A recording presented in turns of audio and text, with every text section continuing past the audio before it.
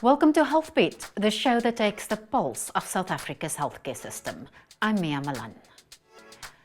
Elon Musk says he uses a small amount every other week for depression. Actor Matthew Perry died because he took too much. Today we announced charges brought against 5 individuals who together are responsible for the death of Matthew Perry. Each of the defendants played a key role in his death. They falsely prescribed, sold, or injected the ketamine that caused Matthew Perry's tragic death. In the United States, most forms of ketamine are only approved by the Food and Drug Administration for anesthesia. A nasal spray version is approved for treatment of depression, but only in a certified medical setting. Here, Matthew Perry sought treatment for depression and anxiety and went to a local clinic where he became addicted to intravenous ketamine.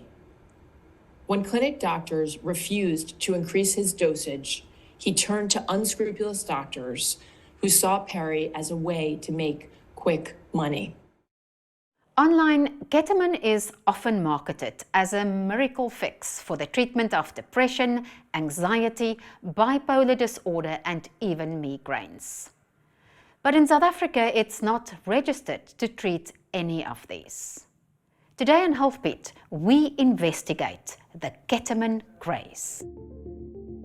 Some clinics are cutting corners, offering ketamine treatment without proper diagnosis, using unproven methods and operating without medical supervision. The South African Society of Psychiatrists, SASOP, says ketamine should only be prescribed by specialists. Bhavi Vaithalingam from SASOP helped write the guidelines.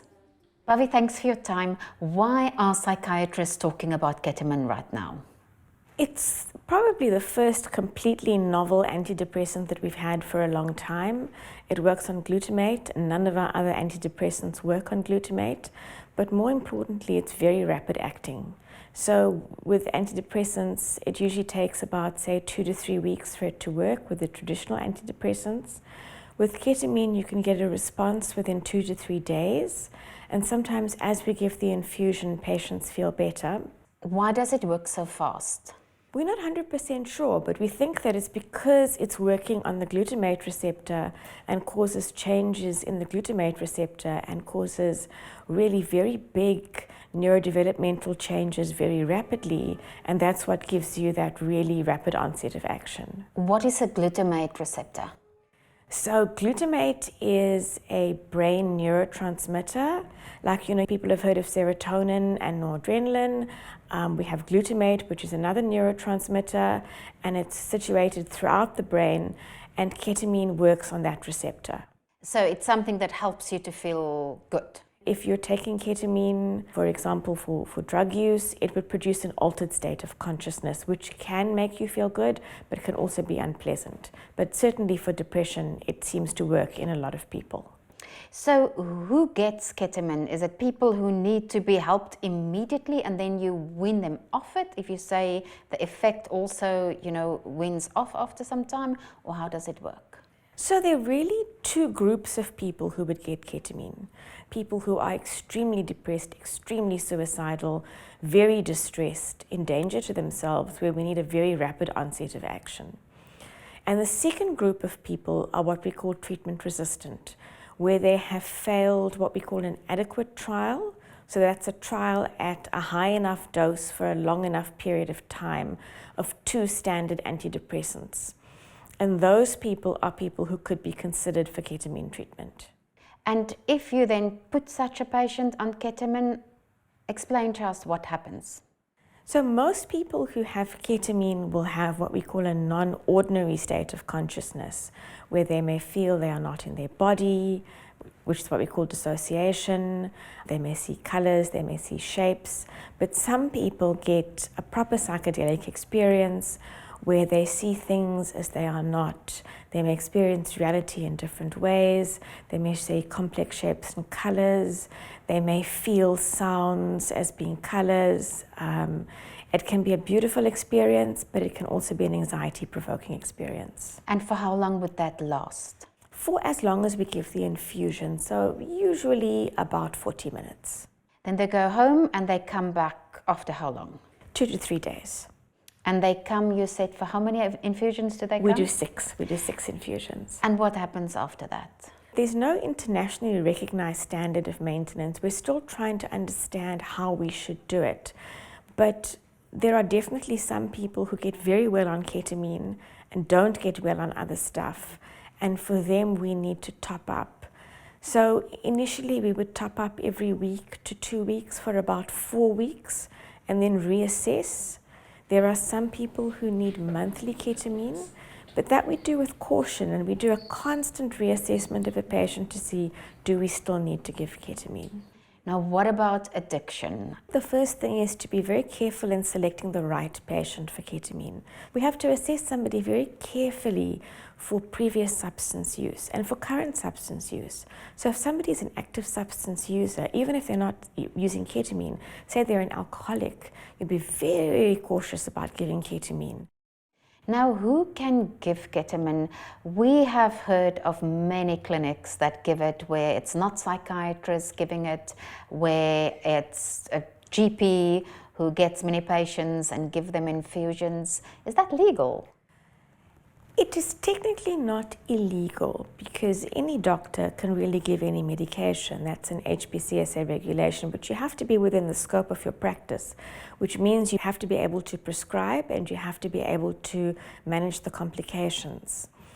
The Society of Psychiatrists' recommendation and position is that only psychiatrists can prescribe ketamine because it is for either emergencies or treatment-resistant situations.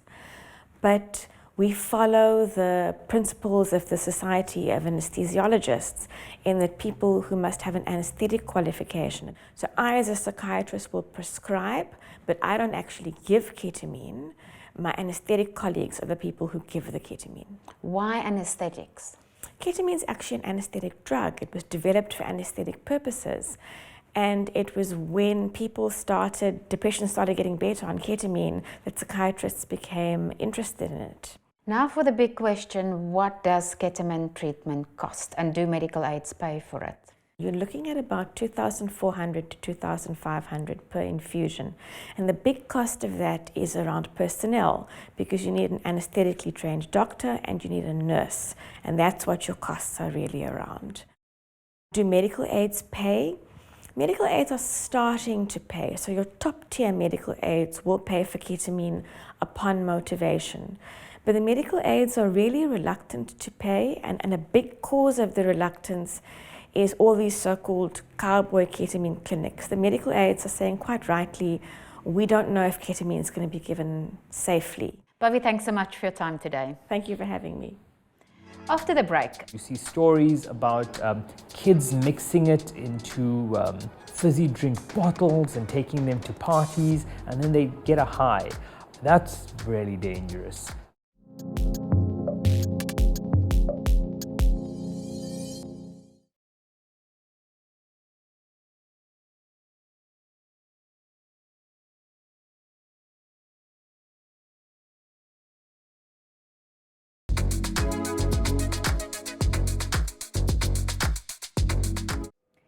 you're watching HealthBeat.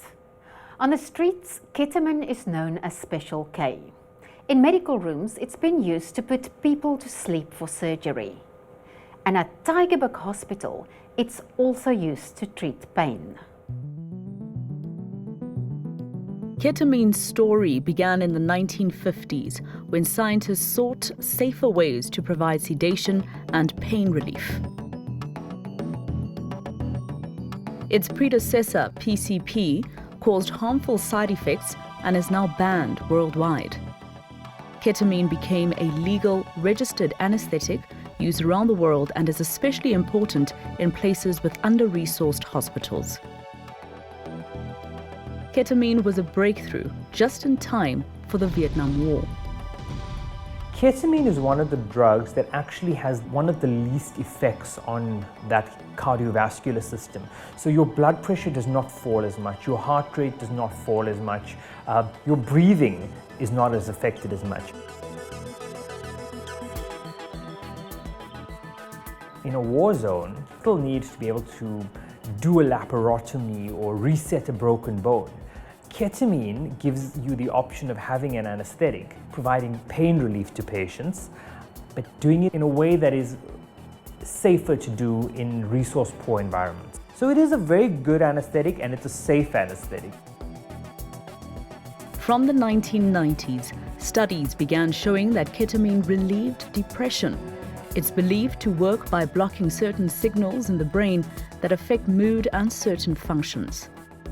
At lower doses, ketamine seems to reset some pathways in the brain.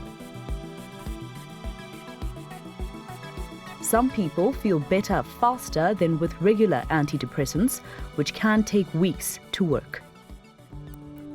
Today, ketamine is making a comeback in wealthier countries as a treatment for depression and trauma. It even comes in a nasal spray. But because of its feel-good properties, ketamine can be abused. Some of the side effects that you can get is that it can give you hallucinations and it can give you vivid dreams.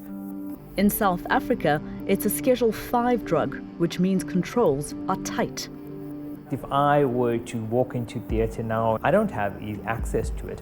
The nurse has to go and unlock it from a cupboard and bring it to me, who will then observe how many mils I'm taking out of the vial, and I then have to sign in a register that I've given this patient. For how ketamine fits into our health system, we're meeting Chetty, Professor of Anaesthesiology at Stellenbosch University and also President of the South African Society of Anaesthesiologists.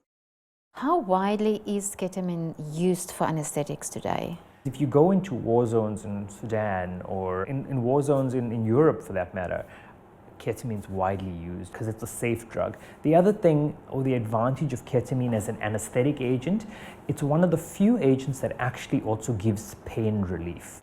You at Tygerberg have a program that uses ketamine for pain management. Tell us about that.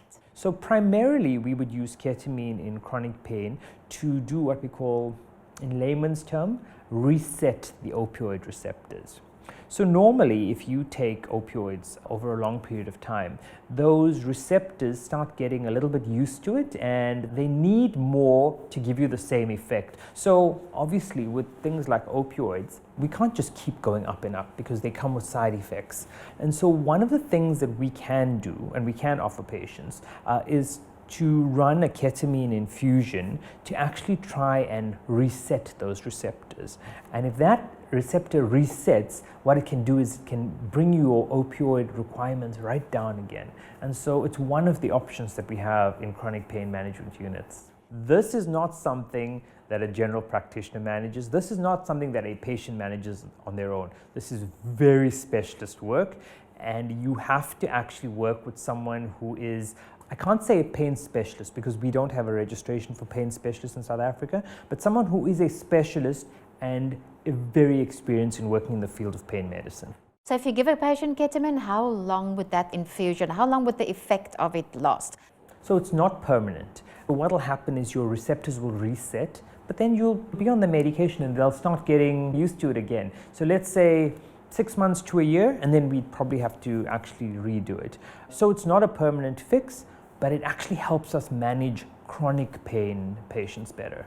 If you're a GP and you've got a patient with chronic pain, you've tried everything, not working, you are not qualified to prescribe ketamine for that patient. So it's very difficult within the scope of practice in South Africa for me to say that a GP cannot prescribe something, because within the scope of practice in South Africa, a GP can. Whether they should is a different story. So I don't have a problem with increasing education and training for healthcare workers in this country so that we can get healthcare to more people.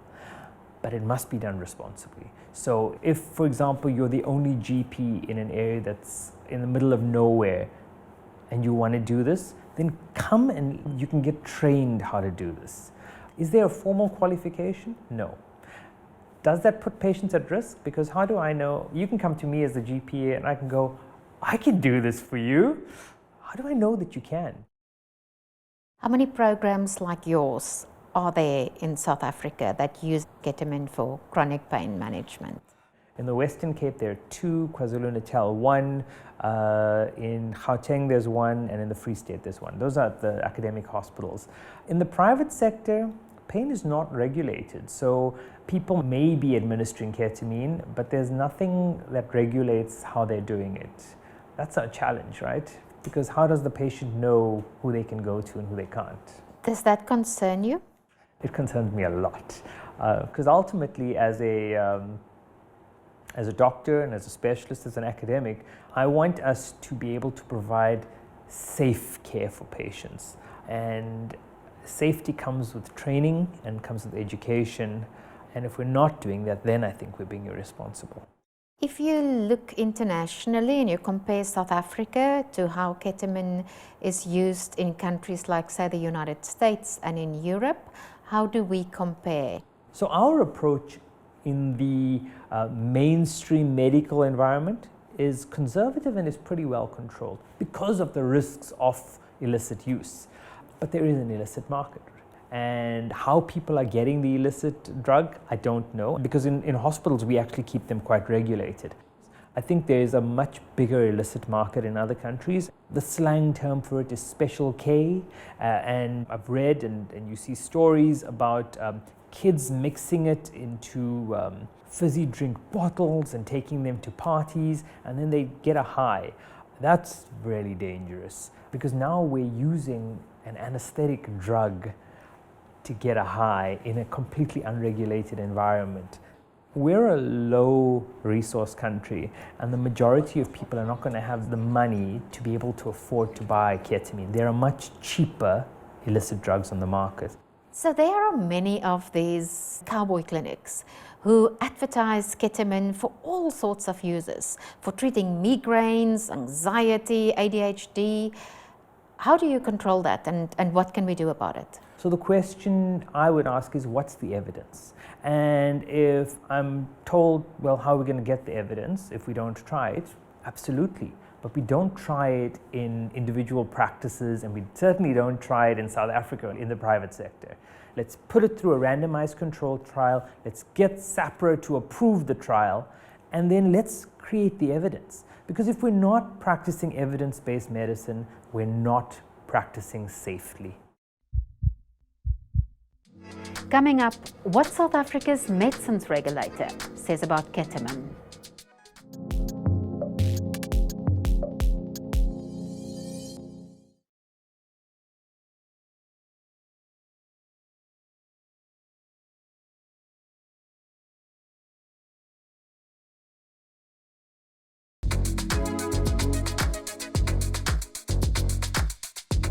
Welcome back.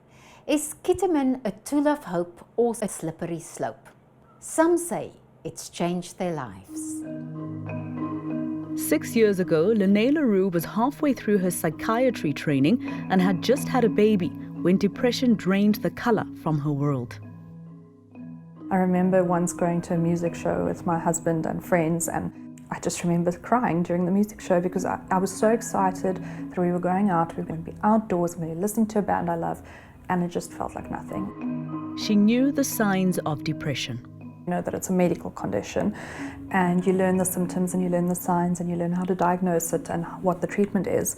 But when you experience it yourself, it is very different. And so for me, it didn't look like somebody crying all day, every day. And you don't see it, you know, like someone else who's got a diabetes or high blood pressure that are struggling and needing to take medication for that. It feels like you've failed. You become more withdrawn, you just isolate more and more. So when you learn this at university, it's called anhedonia, and you just lose interest and you lose joy and enjoyment in things in life. I was hospitalized at the time with postpartum depression. Her psychiatrist prescribed ketamine, not commonly used for mental health at the time. Textbooks, but not something we get much exposure to during our training.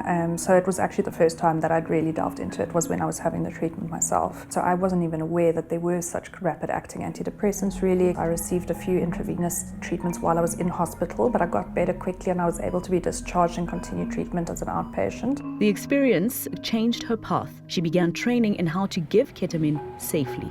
The type of infusion that we use now, according to sort of the SASOP guidelines, is intravenous infusion. With the intramuscular, it is a lot more rapid. So I think if you're not feeling very safe in that situation, it can be very, very anxiety provoking. The intravenous sessions, for me personally, I didn't feel much of a clinical effect or a dissociative effect during the sessions. For me, that was a lot about life and death, and it was a lot about sort of past traumas and being in a state where I am a little bit dissociated. I was able to think through those things without panicking and without feeling anxious and without being overwhelmed by the kind of bodily experience and emotion. And so for me, that was a very, very helpful form of treatment. Lene has set up a practice with other GPs who have psychiatric training. An emergency doctor manages drips and monitors vitals. We do intravenous treatments according to the SASOP guidelines, and a lot of patients still do have very strong dissociative experiences on that, which for some people is distressing, for others it's really helpful in terms of what they're processing. And so we try and tailor that a little bit for the patients. But like I say, that's not for everybody, and it doesn't mean it's not working. You don't need to have dissociation or psychedelic effects from ketamine for it to work for the depression. So if it is a very anxious patient or an elderly patient or someone that's frail, we'll do a really, really slow, gentle infusion. It's about restoring patients' hope, but only for what evidence backs up. Ketamine-assisted psychotherapy as a separate entity is not in the SASOP guidelines or supported at the moment, just because there's not enough evidence yet, and that's not what we do here. But we do try and offer a little bit of support, whereas a lot of centres don't have somebody that's trained in mental health sitting with the patient for that hour.